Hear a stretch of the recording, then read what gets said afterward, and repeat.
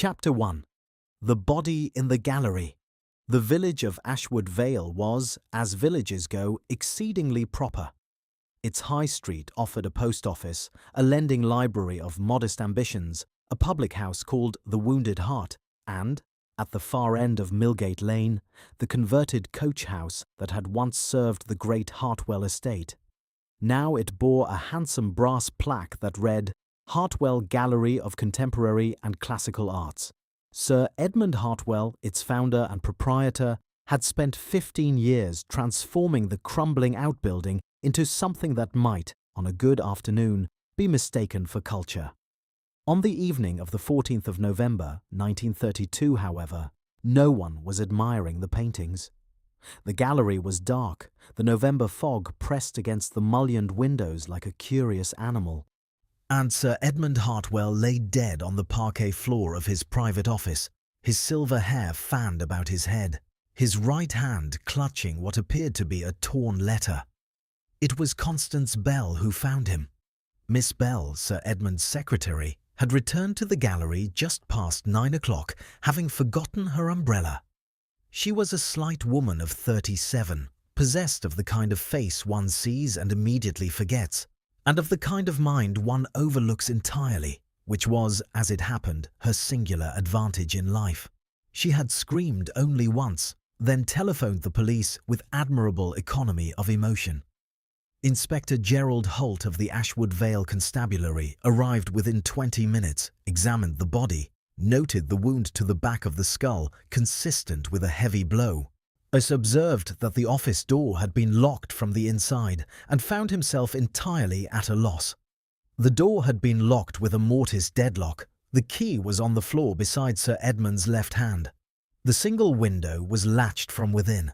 The fireplace flue was too narrow for a child, let alone a murderer. Inspector Holt paced the room 3 times, looked at the body once more, and made a telephone call to London. "There is a man," he told his superior, "a Belgian fellow, retired. They say he is the best in the world." By noon the following day, the 11:15 from Paddington had deposited at Ashwood Vale Station a small, fastidiously dressed gentleman with extraordinarily symmetrical moustaches, patent leather shoes quite unsuited to the muddy lane, and a brain which Inspector Holt would later describe, in his official report, as operating on an entirely different level from the rest of us, including myself. Hercule Poirot stepped off the train, surveyed the fog with mild distaste, and remarked to no one in particular, "Alors, we begin."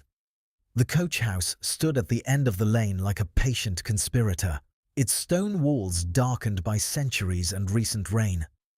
Poirot stood before it for a long moment, hat in hand, head tilted. He didn't go inside immediately. Instead, he walked slowly around the entire building, once, then twice, his small feet picking their way carefully through the dead leaves, his eyes moving from the roofline to the foundation to the iron drain pipes to the ivy that clung to the north wall. Inspector Holt watched this performance with the suppressed impatience of a practical man. "The body is inside me, Poirot," he said at last. "The body, mon ami, will keep," said Poirot pleasantly. "Buildings, on the other hand, tell their stories only to those who listen. This building is telling me something rather interesting." He paused beside the north wall, studying the ivy. One gloved finger touched a tendril very gently. Then he smiled, a small, private smile, and walked inside.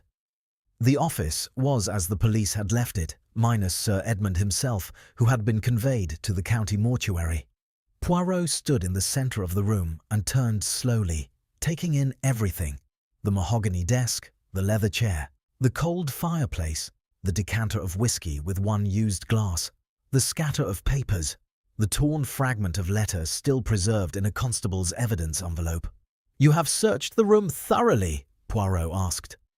"Top to bottom," said Holt. "And found?" "Nothing remarkable. A few business letters, the diary, the torn letter, which appears to be part of something legal, a will, possibly, or a deed. And the whisky glass, 1 glass only. Yes, he was alone." "Was he?" Poirot murmured. He crouched before the fireplace, produced a small electric torch and examined the grate. Then he rose, brushed his knees with his handkerchief and said, "I should like very much to speak with the suspects, all 5 of them. Separately, if you please, and beginning with the lady who found the body. One always begins with the one who says they found him, because sometimes, Inspector, finding and killing are the same journey, merely described with different words." Chapter 2. 5 Portraits in Shadow. The interviews were conducted in the gallery's small tea room, which smelled of linseed oil and old biscuits and had on its walls 3 watercolours of questionable provenance and considerable cheerfulness. Poirot had arranged 2 chairs facing each other across a small table, and upon the table he had placed, with great deliberateness, nothing at all. He found that an empty table put people off balance in a manner that even the most practised interrogator found useful. Constance Bell sat with her hands folded in her lap, her grey eyes steady, her manner that of a woman accustomed to being useful and unnoticed. She had worked for Sir Edmund for 11 years. She knew his appointments, his debts, his moods, his correspondences. She had, she said, been at the post office until 6 o'clock, then at the home of her elderly mother in Mill Street until 8:30, when she had returned to the gallery for her umbrella. "And the umbrella," said Poirot pleasantly, "was important to you. On a foggy evening in November." A faint colour rose in Miss Bell's cheek. "I am attached to it. It was my father's." "Of course. And Sir Edmund, was he expecting visitors that evening?" "Not that I knew of. Yet there was 1 whiskey glass used. Sir Edmund, he did not drink alone as a rule." Miss Bell's hands tightened slightly in her lap. "He preferred company." Poirot nodded and let the silence settle for a moment. "Tell me about the painting," he said, quite suddenly. Something moved in her eyes, quickly, like a fish beneath still water. "Which painting?" "Ah," said Poirot, and smiled. "That is most interesting, mademoiselle. I had not yet specified." She recovered quickly. She was. Poirot noted with appreciation, quite composed. "There are 43 paintings in this gallery, Monsieur Poirot." "Indeed, and we shall come to the relevant one in due course." Vivienne Hartwell came next. She was 29, fair-haired, beautiful in the particular way that made people assume she was either very stupid or very cunning. And she was neither, Poirot decided within the first 3 minutes. She was simply unhappy, and had been for some time. She wore black, but it sat on her like a costume rather than a grief. "I was in London," she said. "I stayed at the Connaught from Monday. I had friends there. I can give you their names." She spoke quickly, already anticipating disbelief. "You were estranged from your husband. We had differences about the will." A pause. "Ah, how do you know about that?" "I know very little," said Poirot honestly. "But I find that when a wealthy man is murdered, the will is nearly always relevant. You were aware that Sir Edmund had recently changed his will?" "I was aware he had threatened to." She looked at her gloved hands. "He said he would leave everything to the gallery endowment, nothing to me. And this distressed you. Wouldn't it distress anyone?" There was no coquetry in it, simply a blunt, exhausted honesty that Poirot found more telling than tears. Oliver Creed was not what Poirot had expected. The art director of the Hartwell Gallery was slight and dark, somewhere between 35 and 40, with the fine hands of an artist and the watchful eyes of a man accustomed to valuing things and to concealing that valuation. He was composed in the way that required effort, which meant the composure was not natural to him. He had been, he said, at a dinner in the village, the home of Colonel and Mrs. Ashby, from 7 until nearly 11. A dozen witnesses. "You had financial disagreements with Sir Edmund?" Poirot asked. "Creative differences," said Creed, with a smile that did not reach his eyes. "Ah, and the painting?" "The Fauvel landscape, the large canvas in the East Gallery." The smile remained precisely where it was, which itself was an answer of sorts. "What about it? It is genuine, you believe?" "Sir Edmund acquired it through a reputable dealer. I authenticated it myself." "Yourself?" Poirot repeated thoughtfully. Yes, that is what I had understood. Dr. Agnes Fallow was 60, square-built, with the manner of a woman who had delivered difficult news to difficult people for 30 years and had found her patience equal to all of it. She had been Hartwell family physician for 2 decades. She had attended Edmund's father, had been present at Edmund's brief first marriage and its quieter dissolution, had watched the second Mrs. Hartwell arrive, and had formed, she admitted, no opinion of her whatsoever. "You were fond of Sir Edmund?" Poirot asked. "He was my patient. I was fond of his good health, which was, frankly, better than he deserved given his habits. He confided in you?" A fractional hesitation. Patients sometimes do. "He confided something recently, something that worried him?" "That is privileged, Monsieur Poirot." "He is dead, Doctor." "The obligation does not die with the patient." But her jaw was tight, and Poirot noted it. Thomas Wick came in last and sat down as if the chair might bite him. He was past 60, a carpenter and general craftsman who had worked on the coach house conversion 15 years earlier, and who had, until 2 years ago, kept a small workshop in the outbuilding adjacent to the gallery. Sir Edmund had terminated that arrangement without ceremony or adequate notice. "I had my rights," said Wick, "and he knew it. Counsel sided with him, of course, always does, with the money." He was angry still. The kind of anger that burns slowly for years without consuming itself. "But I never killed him. I'm not a fool. You kill a man like that, they come for you first thing."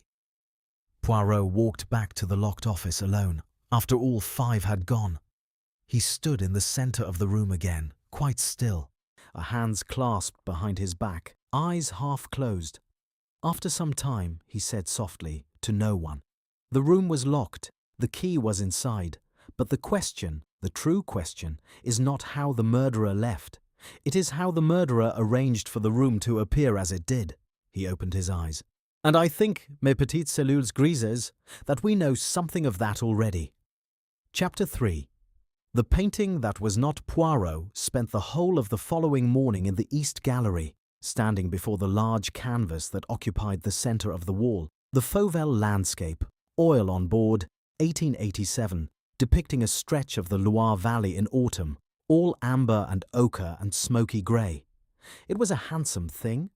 It was also, Poirot was increasingly confident, a lie.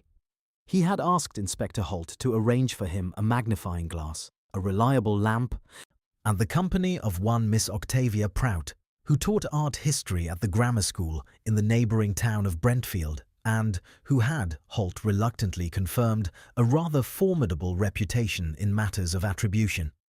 Miss Prout arrived at 10:30, examined the painting for 12 minutes without speaking, and then said, "The craquelure is wrong." "Explain, if you would be so kind," said Poirot. Craquelure, the fine cracking on the surface of old oil paintings, develops over decades in a particular pattern. On a genuine work from 1887, you would expect a specific depth, a specific distribution. She indicated the lower left quadrant with a pencil she produced from her coat pocket. "Here, the cracking is too uniform, too consistent. It has the appearance of age, but not the character of it. Someone has been very clever, but not quite clever enough. This painting is, at most, 15 years old." "A copy," said Poirot. "A very good one. Whoever painted it knew the original intimately." After Miss Prout had gone, Poirot sat in the gallery tea-room with Inspector Holt and the gallery's acquisition records, which Constance Bell had produced without being asked, which itself was interesting. The Fauvel landscape had been acquired 4 years earlier from a dealer in Zurich, price undisclosed. The authentication had been provided by Oliver Creed. The insurance valuation, £12,000. £12,000, Holt repeated rather hoarsely. A considerable sum, Poirot agreed. More than sufficient motive. But the picture that was forming in Poirot's mind was not yet complete. A forged painting explained theft. It did not by itself explain murder. Sir Edmund had been killed with a single blow to the back of the skull, delivered with something heavy and smooth, probably a bookend or similar object not yet found. The torn letter in his hand bore 3 legible words: "Codicil hereby revoked." The locked room remained locked in Poirot's understanding as well as in fact. He went that afternoon to the north wall of the coach house, where the ivy grew thickest, and examined it with the same careful attention he had given it upon arrival. The ivy was old, decades old, and grew on a wooden trellis that had been fixed to the stone at intervals with iron brackets. Poirot ran his hand along the trellis, then along the window frame of the small window that looked into the corridor adjacent to Sir Edmund's office. He tested the trellis with one hand. Solid. He looked up. The window of the office itself was 12 feet above him, but there was, between the trellis and the office window, a narrow stone ledge, perhaps 4 inches wide. A man could not, Poirot murmured, but a mechanism could. He went inside and examined the office window from within. The latch was a simple iron bar that swung into a fixed bracket. He looked at the bracket for a long time. Then he produced his magnifying glass and looked at it again. The bracket bore a faint scratch, quite recent given the absence of rust within the mark, on its inner surface. He was still holding this thought when he returned to the village inn and found a note waiting for him, slipped under his door.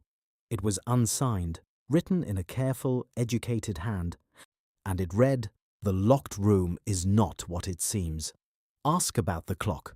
Poirot read it twice, then set it down on the bedside table with the precise care he gave to everything, and thought for a long time before he slept. In the morning he went to the gallery and stood before the bracket clock that sat on the mantelpiece in Sir Edmund's office.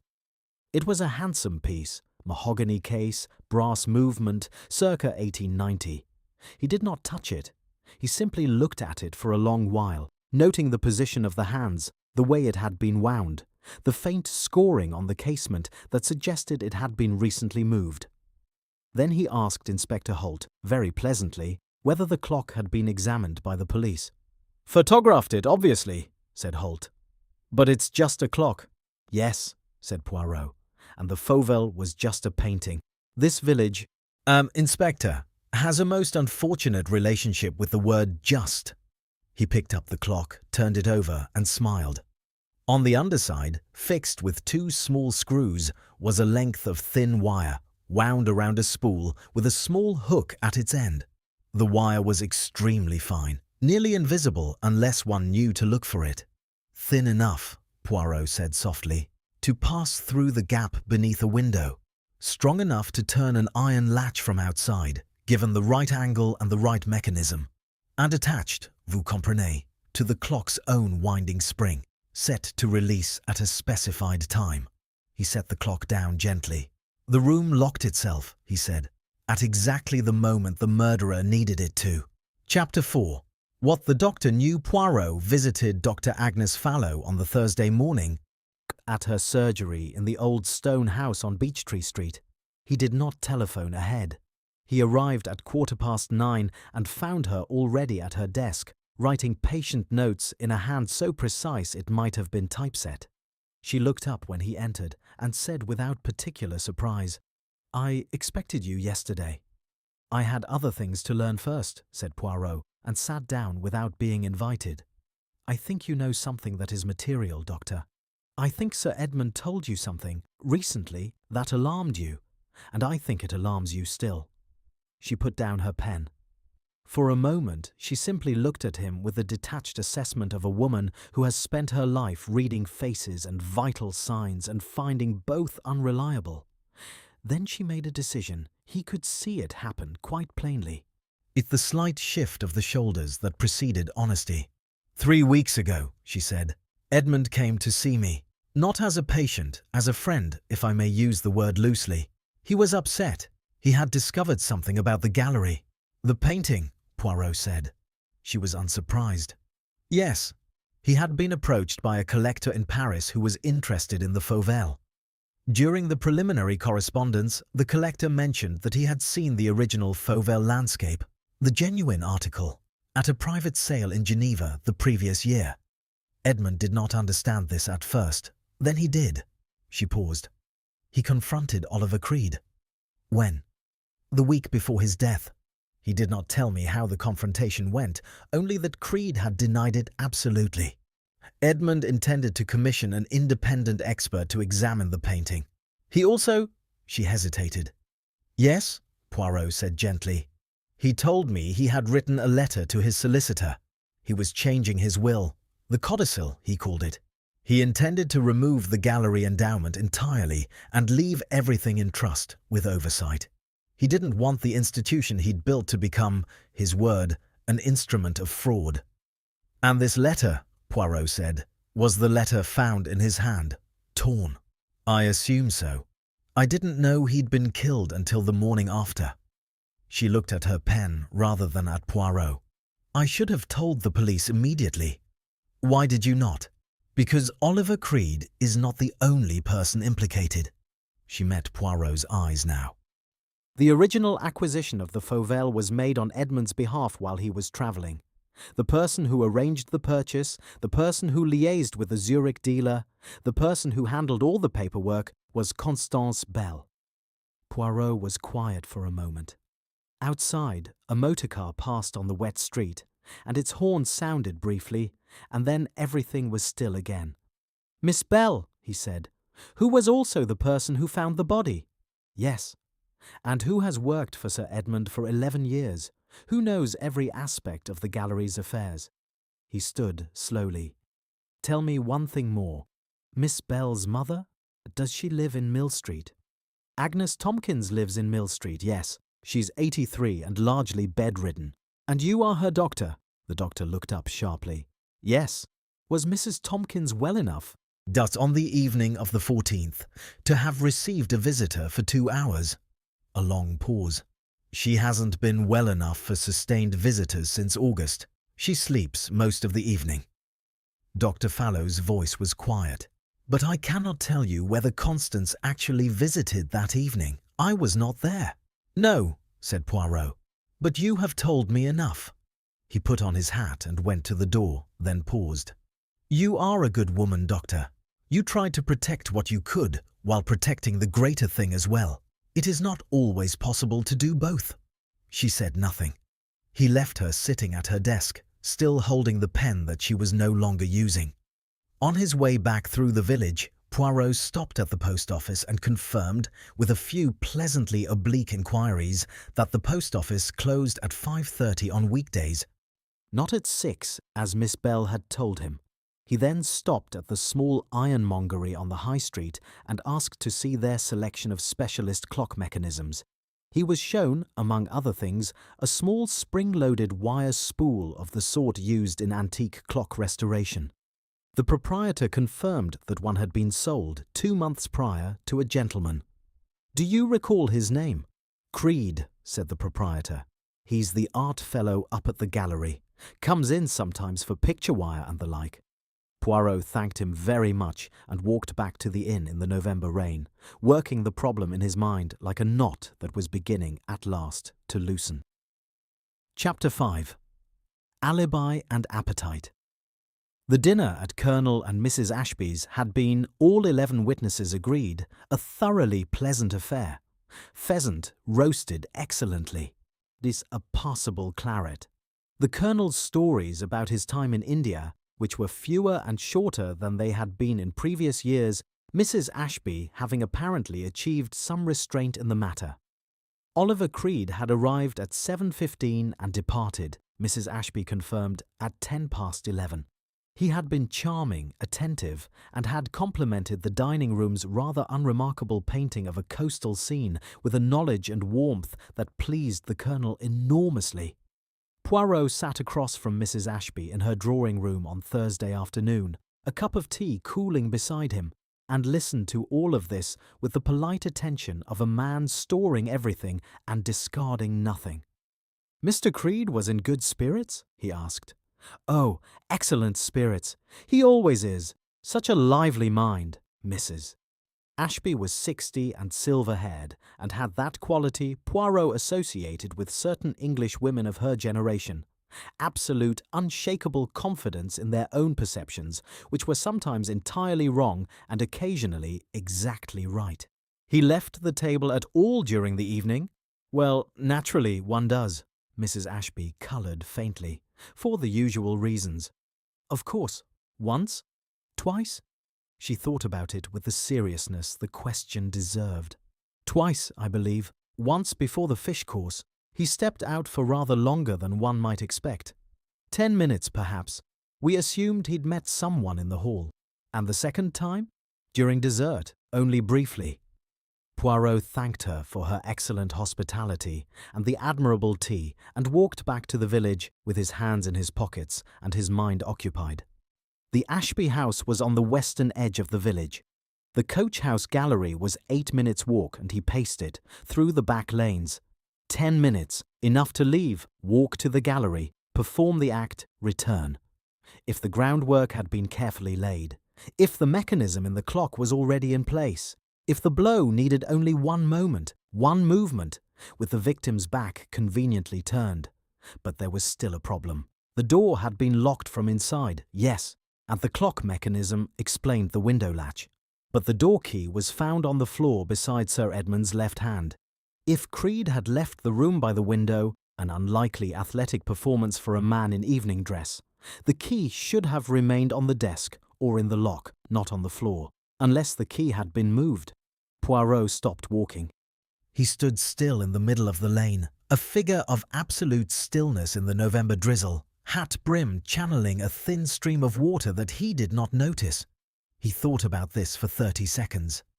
Then he thought about Constance Bell and her 11 years of intimate knowledge of the gallery's every corner, about the post office closing at 5:30, about a mother who slept every evening.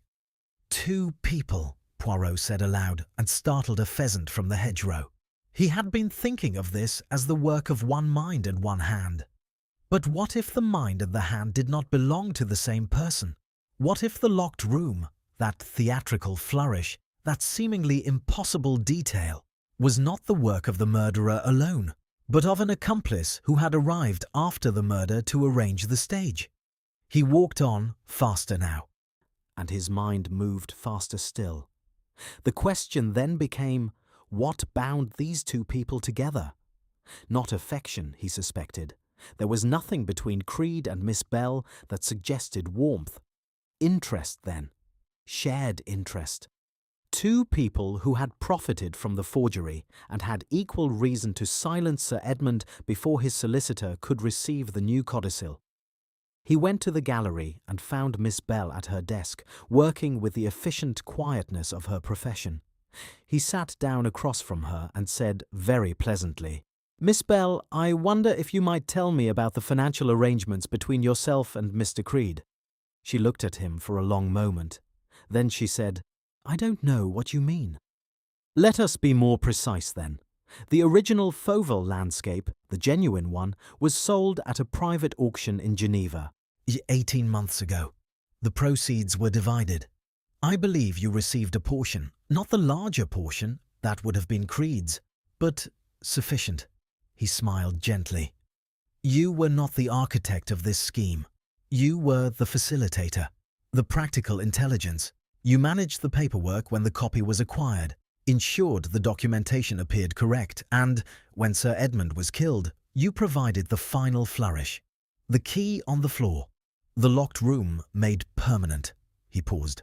"You arrived with your umbrella, ostensibly, and what you actually did was move the key from the desk to Sir Edmund's hand, to ensure that the locked room appeared locked from within. A matter of 3 seconds." She said nothing. Her hands were quite still in her lap. "The umbrella was real," Poirot added kindly. "You did leave it. I confirmed this with Inspector Holt, who noted it in the evidence log.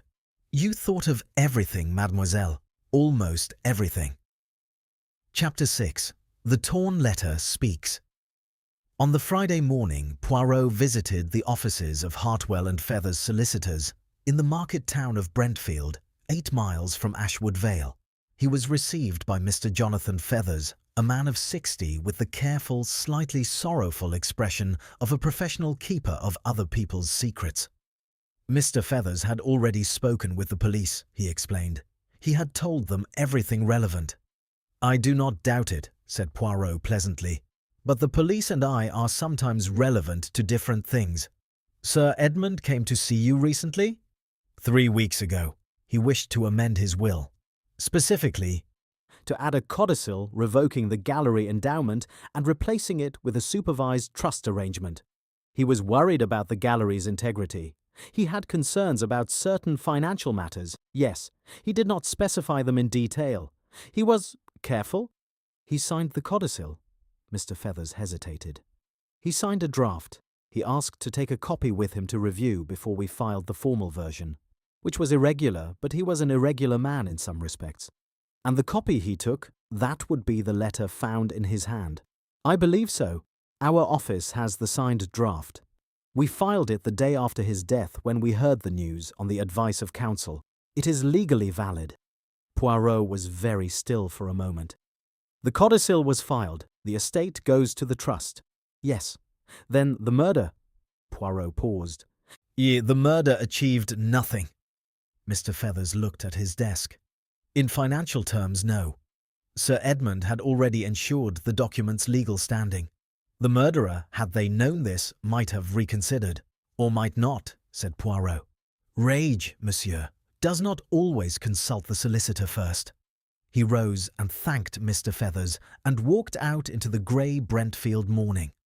On the train back to Ashwood Vale, he sat with his coat buttoned and his eyes half closed and assembled the narrative as he had assembled it from the beginning, not by chasing facts, but by persuading facts to arrange themselves correctly, like a patient man setting dominoes upright one by one.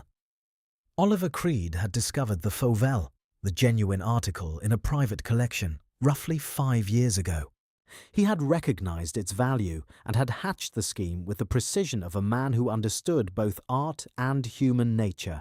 A high-quality copy, authenticated by his own hand, placed in the gallery. The original sold privately through Geneva. The insurance documentation falsified.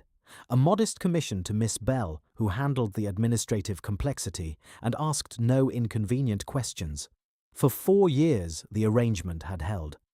Then the Paris collector's letter had reached Sir Edmund, and Sir Edmund, a man of considerable pride, if not always considerable wisdom, had done the most dangerous thing possible.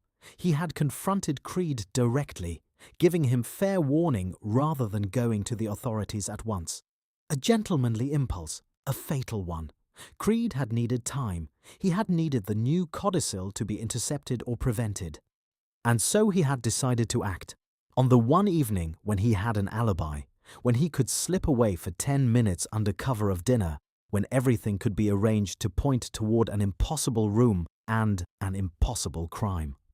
What he had not known was that the codicil was already filed. What he had not known was that a Belgian gentleman with a passion for order and an impatience with the merely apparent would arrive from London and look not at the lock on the door, but at the ivy on the wall, the scratch on the bracket, and the clock on the mantelpiece. The train pulled into Ashwood Vale. Poirot stood, buttoned his coat, and collected his hat. He had one more piece to fit into place before he could assemble the company and lay the matter bare.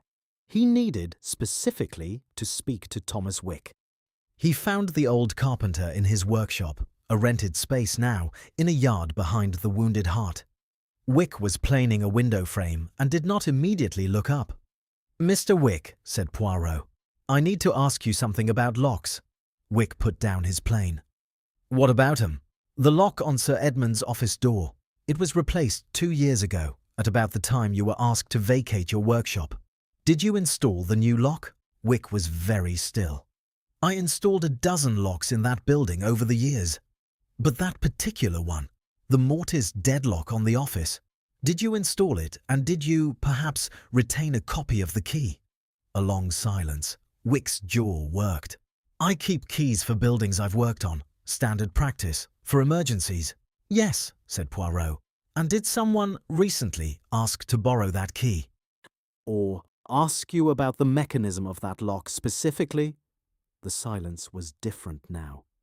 Deeper. Wick looked at the window frame rather than at Poirot. "Someone came to you," Poirot said quietly. Someone wanted to know whether that lock could be operated from outside with the key withdrawn afterward, and you told them, perhaps without understanding why they wanted to know, or perhaps—" he paused. "Perhaps you did understand, and you thought of your workshop and Sir Edmund and 15 years of grievance, and you said nothing." Wick said very quietly, "I never killed anyone." "No," said Poirot, "but you may have helped someone do so. The difference matters, Mr. Wick. To you and to the law." He put on his hat. "I think you should speak to Inspector Holt." Chapter 7. The Gathering. On Saturday afternoon at 4 o'clock, Hercule Poirot assembled the 5 suspects in the east gallery of the coach-house, beneath the Fauval landscape that was not the Fauval landscape. Inspector Holt stood near the door. A constable waited outside. The day was dim and grey, and the gallery's overhead lights gave the room an amber, underwater quality, as if everyone in it were specimens preserved in something. Poirot had arranged the chairs himself with some attention. The 5 suspects sat in a rough semicircle, as if for a concert or a lecture. Vivian Hartwell sat to the far left, pale and composed. Beside her, Dr. Fallow, upright, hands folded. Then the empty chair that would have been, in a detective novel, the chair of doom. Oliver Creed, to its right, crossed one knee over the other with deliberate ease. And finally, Constance Bell, her grey eyes quite unreadable, were her posture that of a woman who had spent 30 years sitting correctly in difficult chairs. Thomas Wick was not present. He had gone, at Poirot's suggestion, to the police station, where he was making a statement that was already considerable in length and continuing. Poirot stood before them and clasped his hands behind his back. He was small and precise, and somehow, in that grey light, quite formidable. "I am going to tell you," he said, "what happened in this building on the evening of the 14th of November. I am going to tell it as a story, because a story has the advantage of placing events in their correct order, which facts, if simply listed, often fail to do." He began with the painting. "5 years ago, Monsieur Creed, you discovered that the Fauval landscape, and owned at that time by a private collector and not publicly exhibited, was available for acquisition. You were familiar with the original. Familiar enough, I think, to commission an excellent copy. Familiar enough also to authenticate that copy as the original when it was acquired by Sir Edmund at your recommendation." He turned to face the canvas on the wall. "The genuine article went to Geneva. The copy remained here, insured for £12,000. A tidy arrangement." Creed said nothing. His expression was the expression of a man who had decided that silence was the superior strategy and was devoting all his intelligence to maintaining it. Miss Bell managed the documentation. She is, I say this without criticism, a woman of exceptional administrative intelligence. She understood the paperwork. They ensured its apparent correctness and received, I believe, a commission of £2,000. Poirot turned to look at her. "You were not the originator, mademoiselle, but you were essential." Miss Bell's hands remained folded. She was watching him with the steady attention of someone who has accepted an outcome and is simply waiting for it to arrive. For 4 years the arrangement held. Then Sir Edmund received a letter from Paris and began to understand what had been done under his name in his gallery with his reputation. He was, I am told, a proud man. He confronted Monsieur Creed directly rather than going to the law, which gave Creed both warning and time. Vivian Hartwell had gone very white. Dr. Fallow was looking at the floor.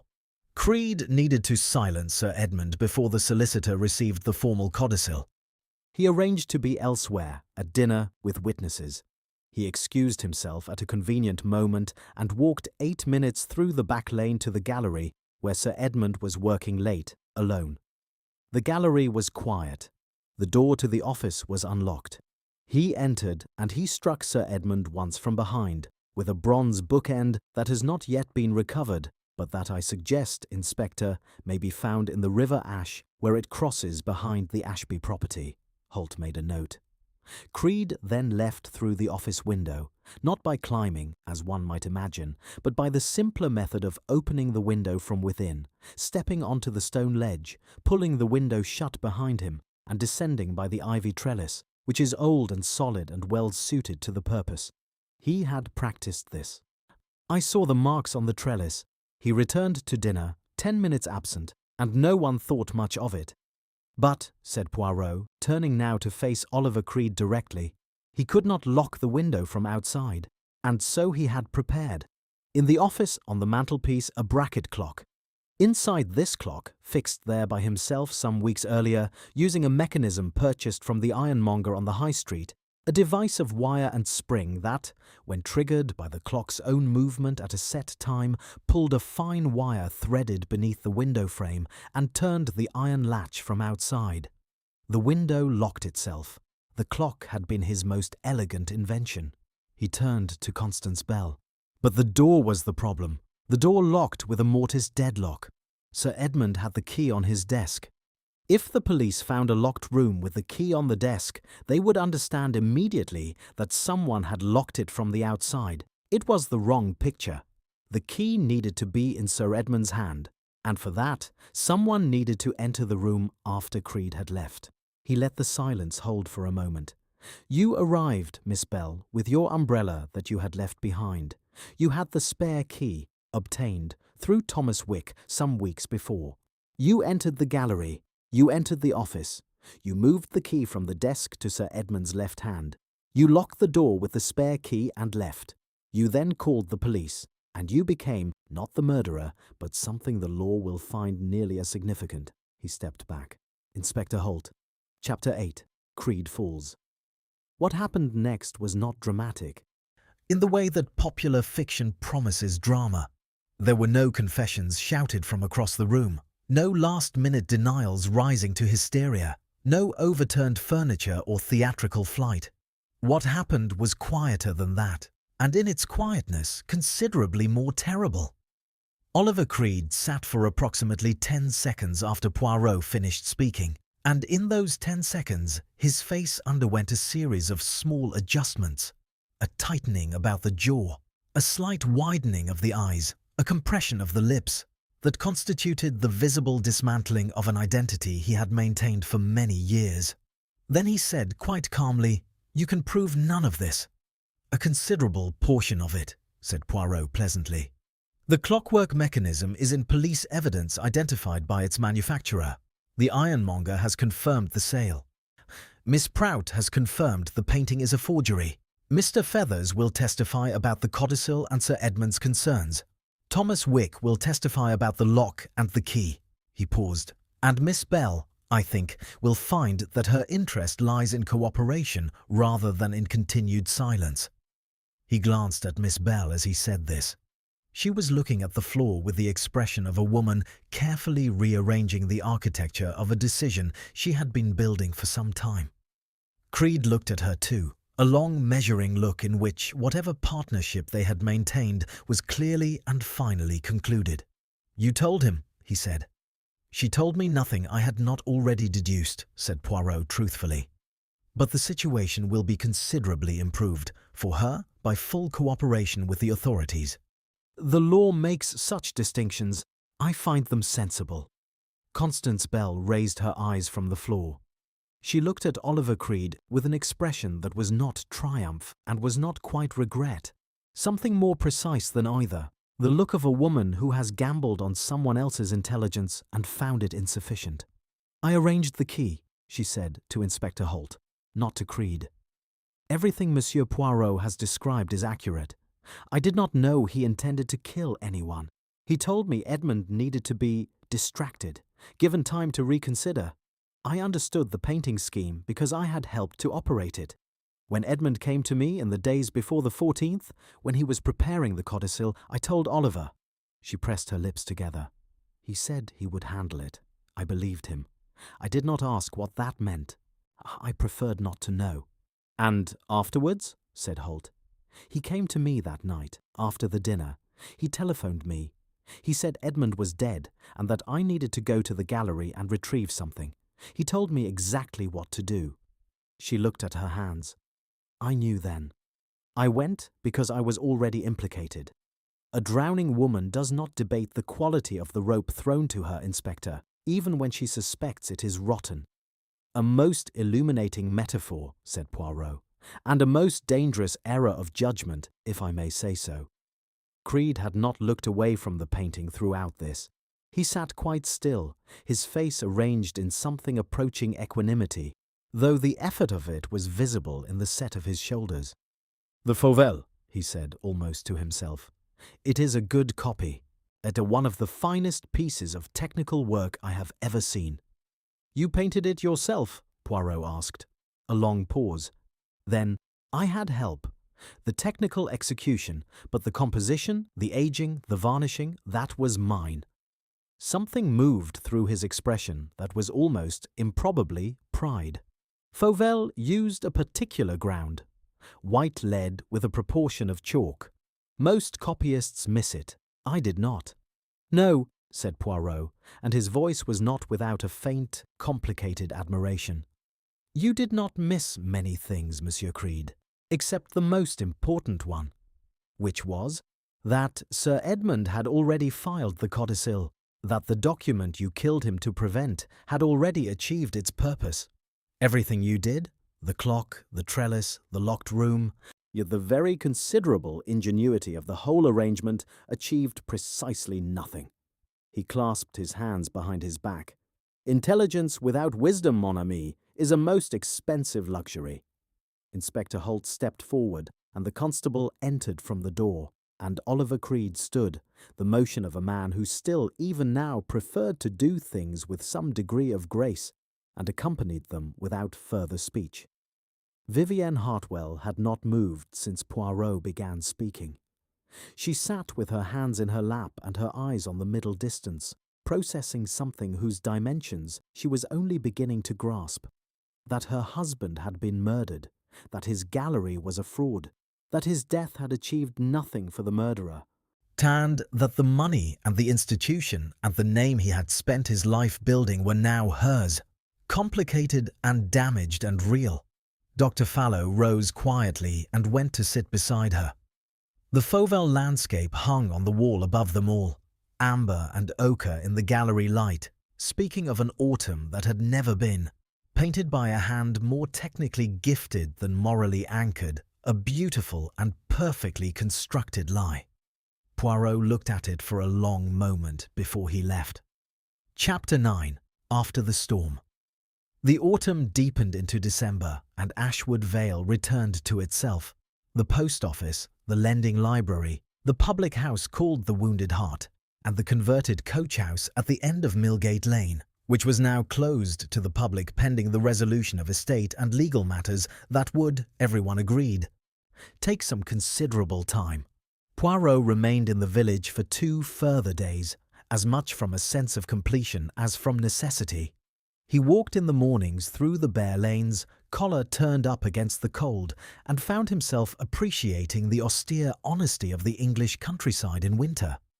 The way everything stripped itself down to essentials, the black trees against the white sky, the hard geometry of the fields. It was, he thought, not unlike the process of investigation. The surface fell away. What remained was the structure. He had tea on Sunday afternoon with Inspector Holt in the back office of the police station, which smelled of pipe tobacco and damp wool and old paperwork. "You knew early on," Holt said. "The ivy? You looked at the ivy first?" "I looked at the building," Poirot corrected gently. "Always look at the building, mon ami, before you look at anything inside it. The building is the context.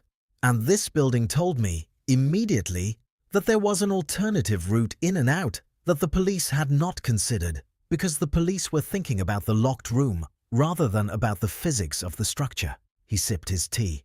"The locked room is always a piece of theatre. You must ask, who arranged this performance and why, and what did they need it to conceal? In this case, the theatrical locked room concealed a remarkably simple entry and exit. A window, a trellis, a ledge, and then a clock mechanism to complete the illusion. It was ingenious. But ingenuity, once suspected, is not so very difficult to trace. "The clock," Holt said. "I would never have found it. You would have found it eventually." You are a thorough man, but perhaps not quickly enough, and in a murder case, speed of understanding is important. Every day that passes, memories adjust themselves to what people think is convenient, and evidence makes its way to rivers. He set down his cup. The bookend? You found it? Yesterday. Weighted bronze, 14th century reproduction from the gallery shop. Wiped clean, but not perfectly. We found fibres consistent with Sir Edmund's jacket. Good. The case is sufficient, I think, without Miss Bell's testimony, but with it, it is quite complete. Constance Bell was cooperating with the prosecution, as Poirot had anticipated. She had been charged, and her counsel was preparing a plea of accessory after the fact, which would likely succeed, given the quality and completeness of her statement. She had understood. Poirot thought what he had meant about the drowning woman and the rope. It was not sufficient to want to survive. One had also to choose the correct rope. Oliver Creed had said nothing further since his arrest, on the advice of solicitors who were doing their best with a situation that offered them rather little room. The forged painting had been removed from the gallery wall and was now in police custody, where its technical excellence was noted by everyone who saw it and by no one with any pleasure. Vivian Hartwell had left Ashwood Vale for London, which was sensible, and had instructed solicitors to administer the estate pending the resolution of the trust, which was efficient. Poirot had spoken with her briefly on the Saturday morning, before departing from the gallery for the last time. She had thanked him with the directness of a woman who had never quite learned the social conventions for grief and was not going to start now. "Did you know about the painting?" he had asked her, not unkindly but honestly. "No." A pause. "I knew something was wrong with Oliver. I never trusted him. Edmund thought I was simply jealous of his time." She had looked at the wall where the Fauvel had hung. 11 years of building something real, and it turned out to have a lie at its centre. Does that mean the rest of it was lies too? "A lie at the centre does not make the walls false," Poirot had said. "The building stands.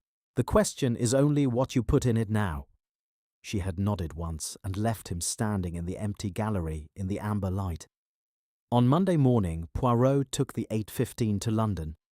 The village disappeared behind him, the stone lanes, the bare hedgerows, the coach-house standing at the end of Millgate Lane with its brass plaque catching the winter light. He found a corner seat, settled himself precisely, and unfolded his newspaper. He did not think about the case much on the journey. Cases once solved were like books once read. The architecture remained, but the urgency departed. He thought instead about Oliver Creed, not with sympathy exactly, but with that quality of analytical attention that he applied to all things human. A man of genuine gifts, a man who had understood beauty well enough to replicate it, and had failed entirely to understand the rather simpler matter of other people's lives. Evil, Poirot reflected, was not usually vast and shapeless. It was usually small and precise. It wore good shoes and knew about the white lead ground of 1880s French landscape painters and kept its receipts. It was, more often than not, intelligent in all the matters that did not count and blind in the one that did. He turned the page of his newspaper. Outside, the English countryside moved past in the grey morning light, stripped to its winter bones, honest and cold and quite beautiful. At Paddington he stepped down onto the platform, adjusted his hat to precisely the correct angle, and said quietly, to no one in particular, as was his habit, "Eh bien, c'est fini." And it was. End.